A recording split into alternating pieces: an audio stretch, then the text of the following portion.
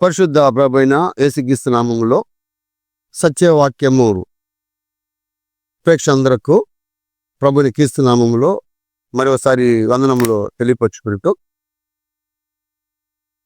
యేసు ప్రభు వారు సిలువ మన్నము ముందు గెత్సెమనే తోటకు వెళ్ళి అక్కడ ముమ్మారు ప్రార్థించిన వచనములో మనకు తెలుసు. ఆ ముమ్మారు ప్రార్థించిన ఆ ప్రార్థనలో దాగి ఉన్న విషయాలను ఈరోజు చూద్దాము.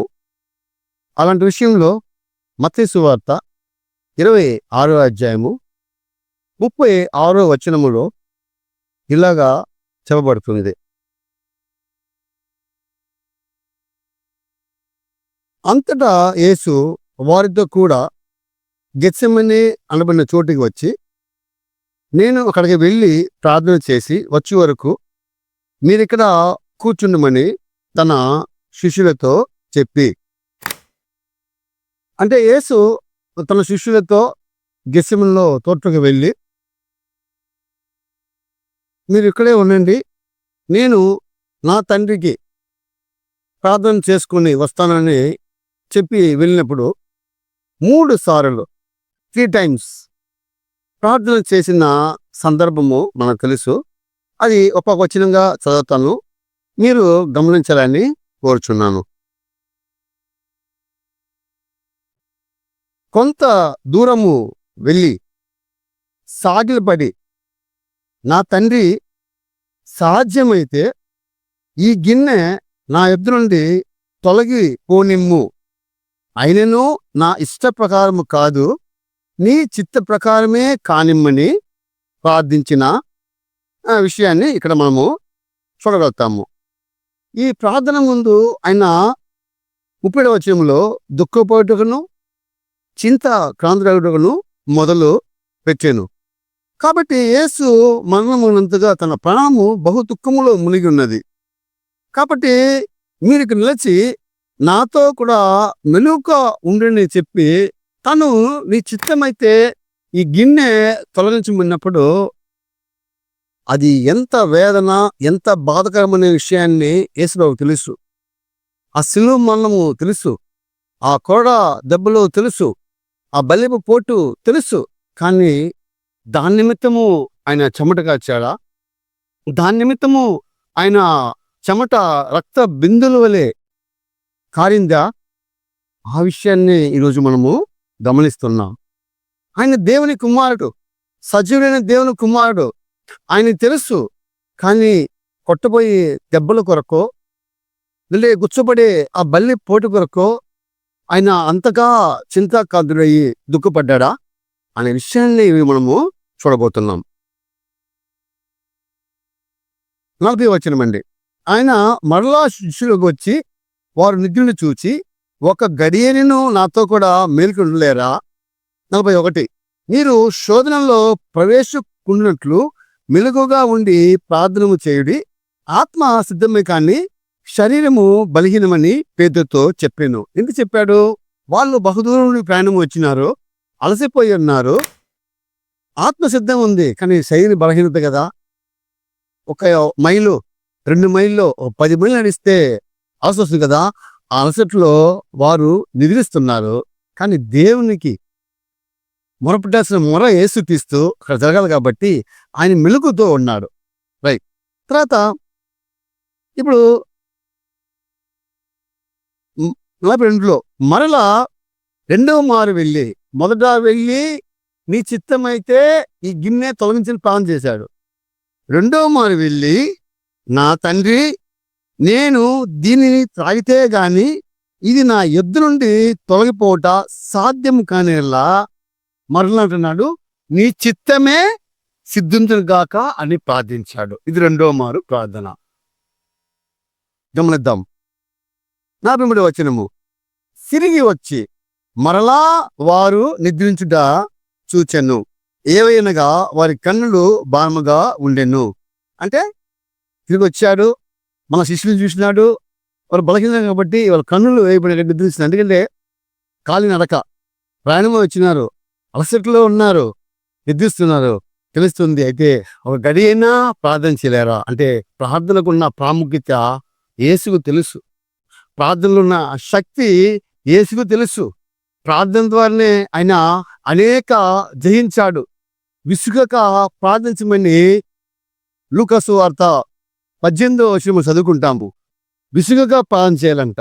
అయితే ఈయన దుఃఖకాంతుడై తన చెమట రక్త బాష్ప బిందువులే కారినట్టుగా మనం చూస్తాము. దీన్ని ఇంగ్లీష్లో హెమటోడోరిస్ అని చెప్తారు. కాబట్టి నా పిల్లలకు వచ్చినాము. ఆయన వారిని మరలా విడిచి ఆ మాటలు చెప్పుచు 3వ మారు ప్రార్థన చేసెను. ఆ మాటలే చెప్పుచు ఏ మాటలు?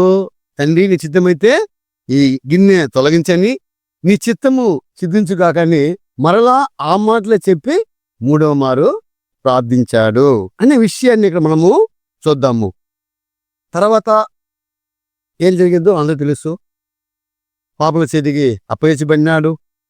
దాని మన శిష్యులకి 26 మత్తయి సువార్తలో నన్ను జ్ఞాపకం చేయడానికి ఇది చేయమని వారికి ప్రకటించినాడు. అది ఈనాడు క్రీస్తు సంఘములో దాన్ని వారంలో మొదటి ప్రభుదినమైన దినములో ఆ జ్ఞాపకార్థమనే ఆ విషయాన్ని సంఘముగా కూడి అది జరిగిస్తున్నారు. అయితే మనకు విషయం ఒకటే, యేసు ముమ్మారు ప్రార్థించాడు. మొదట చెప్పిన ఆ మాట, రెండోసారి చెప్పిన మాటను మరలా 3వసారి ఆ మాటలే చెప్పి ప్రార్థన చేశాడు. ఇవి ఎందుకు? ఏం పాటలు చెప్పాడు యేసు ప్రభు? ఇది ఎవరికి తెలియని మర్మము. ఆయన యేసు తండ్రి దగ్గర, సృష్టికర్త అయిన యెహోవా దేవుని దగ్గర ఏ ప్రార్థన చేశాడో మనకైతే తెలియదు. ఎక్కడ మనము వాటిని చూడలేము. అయితే మనకు కష్టం వచ్చినప్పుడు, మనకు ఒక బాధ వచ్చినప్పుడు, ఆ సందర్భాలను బట్టి మనము దేవుని దగ్గర మొరపెడతాము.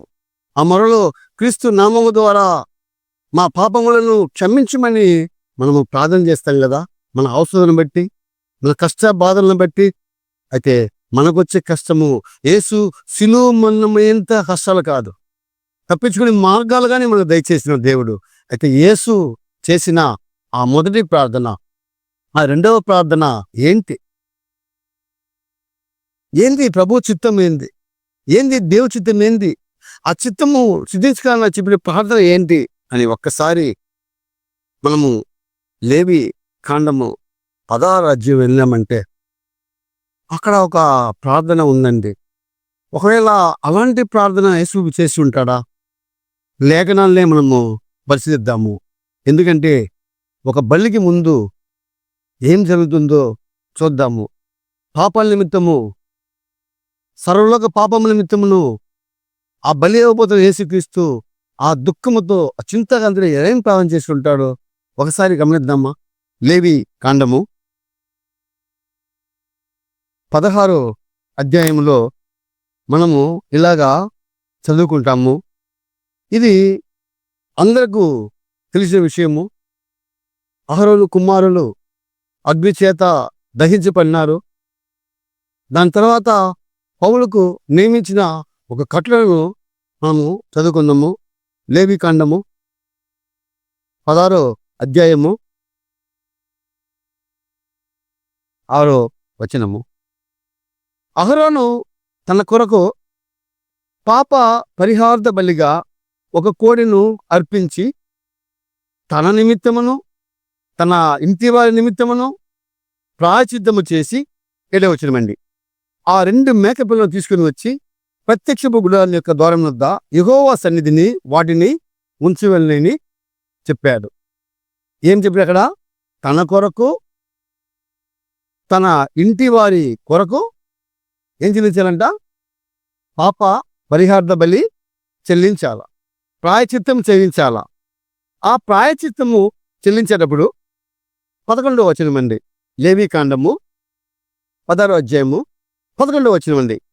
అప్పుడు అహరోను పాప పరిహార్థ బలియగు ఒక కోడిని తీసుకొచ్చి తన నిమిత్తమును తన ఇంటి వారి నిమిత్తమును ప్రాయచిత్తము చేసుకున్న వలెను. ఇది గమనించాల్సిన విషయం అండి. అప్పుడు ఒక యాజకత్వం చేసే అహరోను, దేవుడు నియమించిన ఈ అహరోను ఆ బలి అర్పించే ముందు తన కొరకు, తన ఇంటి వారి కొరకు పాప పరిహార బలిగా ఒక గొర్రె పిల్లను బలిగా అర్పించాలి. 14 వచ్చి చూడండి. అప్పుడు అతడు ఆ కోడి రక్తంలో కొంచెము తీసుకుని తూర్పు పక్కను కరుణాపీఠం మీద తన వేలితో ప్రోక్షించి, కరుణాపీఠం మీదట తన వేలితో రక్తము కొంచెము 7 మార్లు పోర్చింపడెను. అప్పుడు బలి ఇచ్చిన ఆ రక్తము ప్రోక్షించబడాలంట కరుణాపీఠం మీద అక్కడ ఎదుట ఉన్న విషయంలో. కాబట్టి ఈ విషయాలు చూస్తే 16వ వచనము ఇలాగ తేటగా చెప్తుందండి. అట్లు అతడు ఇశ్రాయేలీయుల సమస్త పాపమును బట్టి, అనగా వారి అపవిత్రను బట్టి, ఎవరి అపవిత్రను బట్టి? ఇశ్రాయేలు ప్రజల అపవిత్రను బట్టి, వారి అతిక్రమమును బట్టి పరిశుద్ధ స్థలమునకు ప్రాయశ్చిత్తము చేయవలెను. ప్రత్యక్ష గుడారము వారి మధ్య ఉండవలన వారి అపవిత్రను బట్టి అది అపవిత్రమవుచుండును గనుక అతడు దాన్ని ప్రాయశ్చిత్తము చేయవలెను. పరిశుద్ధ స్థలములో ప్రాయశ్చిత్తము చేయుటకు అతడి లోపలికి పోయినప్పుడు అతడు అహరోను అతడు తన నిమిత్తమును, అంటే యాజకత్వం చేసే తనలో ఏదైనా పాపం ఉందా? ఎప్పుడైతే బలి అర్పిస్తారో ఆ బలి వరకు జీవించిన ఆయన నాలో ఏదైనా పాపం ఉందా అని తన కొరకును, తన ఇంటి వారి నిమిత్తము. ఈరోజు ఎంతమంది ఇంటి కొరకు ప్రార్థిస్తున్నారు, ఇంటి వారి కొరకు ప్రార్థిస్తున్నారు? ఆ విషయాన్ని యోబు గారు తన కుమార్తె నిమిత్తము అరుణోదయం లేచి నా పిల్లలు ఏదైనా తప్పు చేసినామని బలి అర్పించారు కదా. ఈ చట్టం కింద గమనించండి. తన ఇంటి వారి నిమిత్తమును, తర్వాత ఇశ్రాయేలీయుల సమస్త సమాజము నిమిత్తమును ప్రాయశ్చిత్తము చేసి బయటికి వచ్చే వరకు ఏ మనిషిను ప్రత్యక్షపు గుడారంలో ఉండరాదు. చూడండి, ఇక్కడ 3 సార్లు తన పాపం నిమిత్తం, తన ఇంటి వారి పాపం నిమిత్తము, ఇశ్రాయేల ప్రజల పాపం నిమిత్తము, సమస్త జనుల నిమిత్తము అక్కడగానైనా ముమ్మారు ప్రార్థించిన చరిత్ర ఆధార. పరిశుద్ధ స్థలంలో వెళ్ళాలంటే అబద్ధులు ఉండేవారు వెళ్ళలేరు. అలా వెళితే దహించు అగ్ని వాళ్ళని కాల్చివేస్తుంది. ఆ తేజోమహము కలిగిన ఆ దివ్య ప్రసన్నత వారు తట్టుకోలేరు. అయితే మన కొరకు, ఈ లోకం కొరకు బలియాగమైన యేసు ప్రభువు ఆ గెత్సేమనే తోటలో ఆ ముమ్మారు ప్రార్థించింది. ఒకవేళ ఇది ఉండొచ్చా? యేసు తన జీవించే కాలంలో ఏ పాపం చేయలేదని వాక్యాలు ఉన్నాయి. ఆయనలో ఏ పాపము లేదు. అయితే ఒకవేళ అలాంటి ప్రార్థన చేశాడా? తన ఇంటి వారు, తన శరీరంలో కన్న తల్లి, తన సహోదరులు, సహోదరి ఉన్నారు కదా, ఒకవేళ వారి కొరకు ఆయన ప్రార్థించాడా? ఆధారం లేవు. కానీ ఇలాగ చూస్తే అలాంటి వారి కొరకు ప్రార్థించాడా? తర్వాత సమస్త ఇశ్రాయేలు ప్రజల కొరకు ఆ యాజకుడు ప్రార్థించాడు.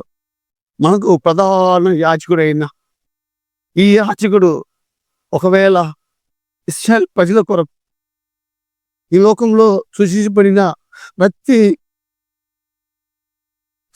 శరీరులైన వారి కొరకు ఒకవేళ ప్రార్థించాడా? లూకా సువార్త 19వ అధ్యాయము ఒక వచనాన్ని మనము చూసినప్పుడు మనకు కొంచెం తేటగా అర్థమవుతుందండి. 41వ వచనము, లూకా సువార్త 19వ అధ్యాయము 41వ వచనము. ఆయన పట్టణములకు సమీపించినప్పుడు దాన్ని చూచి దాని విషయమై ఏడ్చి, ఆయన ఇక్కడ యేసు, ఆయన యెరూషలేము పట్టణముకు సమీపించినప్పుడు దాని విషయమై ఏడ్చాడు. దాని విషయం అంటే పట్టణంలో ఉండే ప్రజల నిమిత్తమా? అవునండి. ఆ ప్రజల నిమిత్తము ఏడ్చాడు. మీరు పాపంలో ఉండకూడదని, నిత్య రాజ్యం వాసులు కావాలని. ఆయన శిలువ మరణం మనం అనుకుంటాము, యేసుని ఆ మేకులతో కిసక్ అని దించారు కదా అందరూ అనుకుంటాం. లేకంటే ఆ కోడా దెబ్బలు 40 తక్కువ 39 కొట్టినారే, ఆ బాధ అనుకున్నా. లేకంటే 2 చేతులు 2 కాళ్ళు మేకులు దించబడి నిలువున నిలబెట్టినారే, అందుని బట్టి ఏడ్చాడా యేసు? అందుని బట్టి దుఃఖకాంతుడైన యేసు, అందుని బట్టి బాధపడిన యేసు. ఆయన దేవుని కుమారుడు కదా, అది భరించలేడా? కానీ అది భరించిన యేసు ఈ మొర దేవుని సముఖంలో మొరపెట్టింది. ఒక బలి అయ్యే ముందు ఒక పరిశుద్ధత కావాలని. ఈరోజు మనం కాండి, యేసు ఏ పాపం చేయలేదండి. అయితే మనం ఎక్కడైనా తప్పు చేస్తే మోకాళ్ళు ఊని దేవుని సముఖంలో చేరి, తండ్రి నేనేదో పాపం చేశాను క్షమించు, నా బిడ్డలు తప్పు చేస్తే క్షమించు, నా స్నేహితులు నా బంధువులు నా సంగతులు ఏదైనా తప్పుగా ఉంటే క్షమించు అని కోరతాం కదా. అలాగే యేసు కోరినాడా? యేసులో ఏ పాపం లేదండి, ఆయన పరిశుద్ధుడు. అయితే ఆయన ప్రార్థన, ఆ ముమ్మారు ప్రార్థన ఎందుకో మరి మన జీవితంలో ప్రతి వారము ప్రభు సన్నిధికి వెళ్ళే వారము, క్రీస్తు రక్తములో కనబడిన వారము, మనం అలాగా మన కొరకు అయితే ప్రార్థన బాగా చేసుకుంటాం. మన కొరకు అయితే ప్రార్థన బాగా చేసుకుంటాం. మన ఇంటి వారి కొరకు ప్రార్థన బాగా చేసుకుంటాం. అయితే ఈ లోకంలో నివసించే దేవుని ఎరగని వారి కొరకు, ఇంకా సత్యము రాని వారి కొరకు మన ప్రార్థన ఉందా? వారి కొరకు మన ప్రార్థన ఉందా? మన స్నేహితులు ఇంకా రక్షించబడలేదే, మన బంధువులు ఇంకా రక్షించబడలేదే, వారి కొరకు మన ప్రార్థన ఉందా? యేసు బలిని ఇతరులకు సువార్తగా చెప్తున్నామా? అందుకే యేసు ప్రభువు సర్వలోకంలోకి వెళ్ళి సర్వ సృష్టికి ఈ సువార్త చెప్పమంటున్నాడు. సదాకాలం మీతో ఉంటాడు, ఎందుకంటే ఆయన లోకంలో జయించుంటా. అలాంటి యేసు ప్రభువు తన మరణం ముందు గెత్సెమలో చేసిన ప్రార్థన మరి ఈరోజు నీ జీవితంలో, ఈరోజు నా జీవితంలో, మనందరి జీవితంలో ఈ యొక్క ప్రార్థనను కొనసాగిద్దామా? మన కొరకు బలి అయిన యేసుక్రీస్తు ఆ యాజక ధర్మమైన అహరోను చేసిన ప్రార్థన మన జీవితంలో, మన కొరకు, మన పిల్లల కొరకు, మన సంతతి కొరకు, మన బంధువుల కొరకు, మన స్నేహితుల కొరకు, మన సమాజం కొరకు, మన సంఘం కొరకు. ఓ దైవజనుడా, ఓ విశ్వాసి, నీలో ఇలాంటి ప్రార్థన నీకుందా? అలాగా ప్రార్థిస్తే ఆ ప్రార్థన శక్తి ఉందని దేవుడు రుజువు చేశాడు. అలాంటి యేసు ప్రభువును తన కుడి పార్శ్వంలో కూర్చుని పెట్టిన సత్య విషయాలు మనకు తెలుసు. 1 కొరింథీయులు 15వ అధ్యాయము 1 నుండి 3 వచనాలు చదువుకుంటే, లేఖనాల ప్రకారము ఆయన 3వ దినమున లేచి 500 మంది కంటే ఎక్కువ మంది ఉండగా చూస్తుండగా ఆయన పరలోకం వెళ్ళినట్టుగా, ఆయన ఆరోహమైనట్టుగా మన చరిత్ర ఆధారాలు ఉన్నాయి. అలాంటి యేసుని ప్రకటించేవాడుగా, ఇతరుల కొరకు ప్రార్థించేవాడుగా మనం ప్రయాసపడదామా?